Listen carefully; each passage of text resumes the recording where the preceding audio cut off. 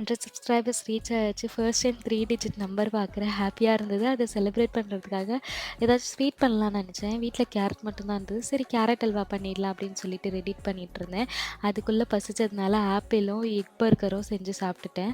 Carrot halwa பண்றதுக்கு ஒரு கடாயில நல்லா நெய் போட்டுட்டு, திருகுன கேரட் போட்டு நல்லா வதக்கிக்கணும். மூடி போட்டு நல்லா வேக வைக்கணும். அப்பதான் அது நல்லா வேகும். கேரட் நல்லா வெந்த பிறகு பொடிச்சு வச்ச ஏலக்காய் பொடி போட்டுக்கணும். அப்புறம் நம்மளுக்கு தேவையான அளவுக்கு சர்க்கரை போட்டுக்கணும். உங்களுக்கு நெய் பத்தலனா நெய் கூட இந்த ஸ்டேஜ்ல ஆட் பண்ணிக்கலாம். அந்த சர்க்கரையிலேருந்து தண்ணி நல்லா மெல்ட் ஆகி அது செட் ஆகுற வரைக்கும் நல்லா வதக்கிக்கணும்.